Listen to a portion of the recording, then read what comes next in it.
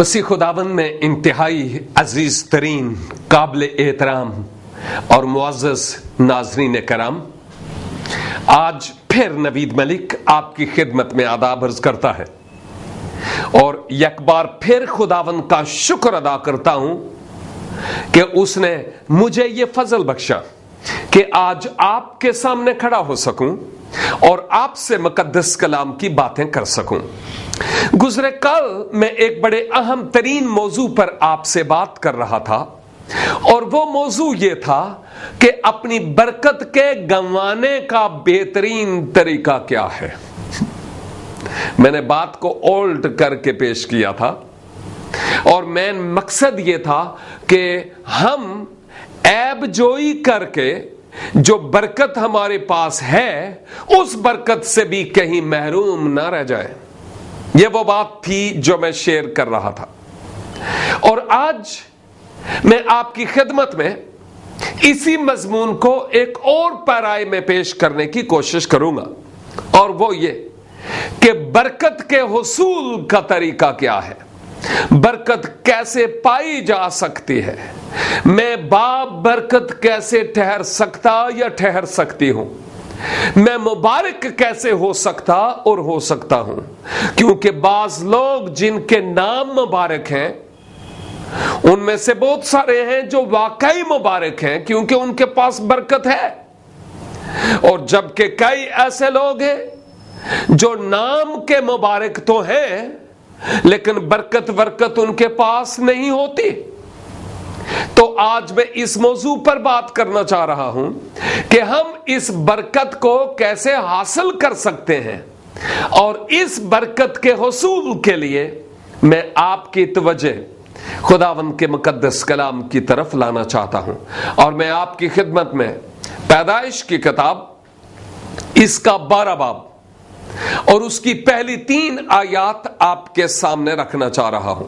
यूं तो मैं सिर्फ 3 आयत रखना चाह रहा था, लेकिन आपके और बेहतर तरीका से समझने के लिए मैंने चाहा कि बाइबल मुकद्दस की पहली किताब यानी पैदाइश और उसका 12 बाब और उसकी पहली 3 आयत आपकी खिदमत में पेश करूं। मैं तलावत करता हूं, आप गौर से सुनिएगा कि मज़कूरा आयात में खुदावंद आज मुझसे और आपसे क्या फरमा रहा है। लिखा है, और खुदावंद ने अब्राम से कहा कि तू अपने वतन और अपने नातेदारों के बीच से और अपने बाप के घर से निकलकर उस मुल्क में जा जो मैं तुझे दिखाऊंगा, और मैं तुझे एक बड़ी कौम बनाऊंगा और बरकत दूंगा और तेरा नाम सरफराज करूंगा। सो तू बायस से बरकत हो, जो तुझे मुबारक कहे उनको मैं बरकत दूंगा, और जो तुझ पर लानत करे उस पर मैं लानत करूंगा, और जमीन के सब कबीले तेरे वसीला से बरकत पाएंगे। खुदावंद इन आयात के वसीला से आज मुझे और आपको बड़ी बरकत बख्शे, आमीन। देखिए, पाक रूह जो खुद खुदा है वो मेरी जरूरत को और फिर आपकी जरूरत को जानता है। मैं आपसे और आप मुझसे बहुत कुछ छुपा लुका सकते हैं, लेकिन खुदा से हम क्या छुपाएंगे और छुपा कर रखेंगे भी कहां। इसीलिए तो दाऊद कहता है, खुदाया तेरी रूह तू में बला नस के किधर जावा, हुजूरी तेरी तू छिप के मैं केड़ी तरफ नू नसा। यानी दाऊद खुद इस बात का इकरार करता है कि खुदावंद कोई ऐसा मकाम है नहीं जहां मैं तेरी हजूरी से छिप कर जाऊं। तो कोई ऐसी बात है नहीं है जो मैं और आप खुदा से छिपा कर रखें। वो सब कुछ जानता है और मैं समझता हूं जो सब कुछ जानता है वो हमें बाप बरकत बनाने के लिए तैयार है, بس ضرورت اس بات کی ہے کہ ہم خداوند کے حضور آئیں اور خداوند سے کہیں اے خدا میں مبارک ہونا چاہتا ہوں، میں برکت ہونا چاہتا ہوں، میں برکت پانا چاہتی ہوں۔ اور آپ میں سے بہت سارے ایسے ہیں جو آج یہی دعا کر رہے ہیں، اے خدا جیسے تو نے ابراہیم کو برکت دی مجھے بھی برکت دے، مجھے بھی برکت دے۔ اور اگر یہی دعا آپ کی بھی ہے تو پھر سنیے کہ برکت کے حصول کے پیچھے کون سی ایسی بات ہے جو خداوند مجھ سے اور آپ سے چاہتا ہے۔ ہم نے ایک بات دیکھی کہ جو برکت ہے اس کے گمانے یا مزید برکت حاصل نہ کرنے کے پیچھے بہت ساری باتوں میں سے ایک بات یہ ہے کہ ہم عیب جوئی کرتے ہیں۔ اور اب میں آپ کی خدمت میں یہ بیان کر رہا تھا کہ برکت کے پانے یا برکت کے حصول کے پیچھے وہ کون سا اصول ہے جس کی ہم پیروی کریں۔ ابراہیم کو خدا نے کسدیوں کے اور سے بلایا۔ ابراہیم کا باپ ایک صنم تراش یعنی بت بنانے والا شخص تھا۔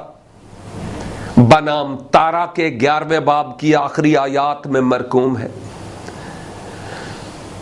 تارا کے گھرانے میں اس کا بیٹا ابرام پیدا ہوا۔ اور آپ دیکھیے، آپ یہ نہ سوچیں آپ کی بیک گراؤنڈ کیا ہے، آپ یہ نہ سوچیں کہ آپ پڑھے لکھے ہیں کہ نہیں، آپ یہ نہ سوچیں کہ آپ کے والدین کیا کام کرتے ہیں، آپ یہ نہ سوچیں کہ وہ پڑھے لکھے ہیں کہ نہیں، آپ یہ نہ سوچیں کہ معاشرے کا آپ کا کوئی مقام نہیں ہے، آپ یہ نہ سوچیں کہ سب لوگ مجھے رد کرتے ہیں، آپ یہ نہ سوچیں کہ لوگوں کی نظر میں میں کچھ بھی نہیں ہوں، لوگ تو میری بات سمجھتے ہی نہیں ہیں۔ آپ یہ نہ سمجھیں، خدا کی نگاہ ایک بت تراش گرانے میں ابرام پر تھی کہ یہ میرے کام کا ہے، خواہ آپ کہاں ہی کیوں نہیں، دل چھوٹا مت کرے، خدا کی نگاہ آپ پر ہے اور وہ آپ کو برکت دینا چاہتا ہے۔ میں پاکستان کے پہاڑی علاقوں میں، پہاڑوں کے دامن میں پیدا ہوا، جس جگہ پیدا ہوا گرد و نواح میں مسیحیت کا نام و نشان تک نہیں تھا،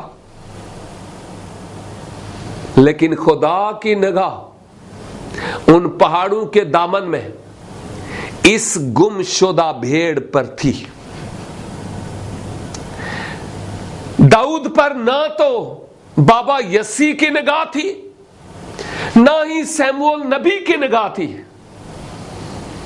لیکن خدا کی نگاہ داؤد پر تھی، کیونکہ خدا نے کہا داؤد میرے دل کا سا ہے، اور اس نے کہا مجھے مل گیا میرے دل کا سا آدمی۔ اور یہ وہ شخص تھا جو اسرائیل کا اگلا بادشاہ ہوا۔ یوسف کو بھائیوں نے رد کر دیا،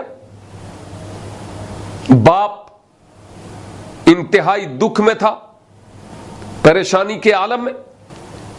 بھائیوں نے صرف اس کو رد ہی نہیں کیا، اس کو اندھیرے کنویں میں بھی پھینک دیا، اور پھر اسماعیلیوں کے اس قافلے کے ہاتھ جو مصر جا رہا تھا اس کو بیچ بھی ڈالا، شاید وہ اس کو قتل بھی کر دیتے۔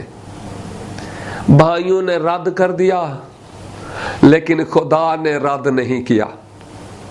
جہاں کہیں وہ تھا خدا کی نگاہ اس پر تھی، اس لیے کہ یہ وہ لوگ ہیں جن کو خدا برکت دینا چاہتا تھا، جن کو خدا استعمال کرنا چاہتا تھا، جن کے وسیلہ سے اپنے نام کو جلال دینا چاہتا تھا۔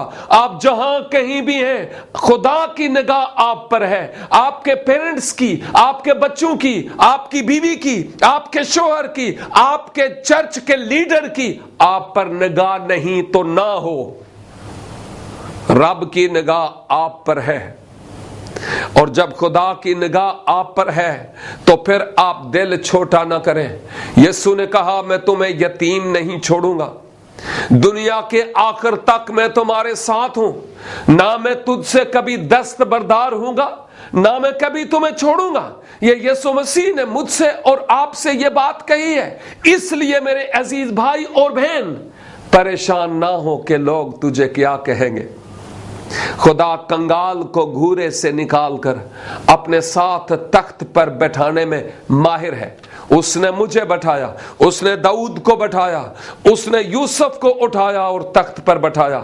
وہ بدلا نہیں، وہ آپ کو بھی اس تخت پر بٹھا سکتا ہے۔ اور ضروری ہے کہ آپ خداوند کی آواز کو سننے والے ہوں کہ وہ آپ سے کیا کہنا چاہتا ہے۔ میں اس موضوع پر بات کو اور آگے بڑھانا چاہتا ہوں، لیکن کیبل اس کے کہ میں آگے بڑھوں یہاں پر لیتے ہیں ہم ایک چھوٹی سی بریک۔ دیکھتے رہیے پروگرام چراغ راہ، صرف گواہی ٹیلی ویژن پر۔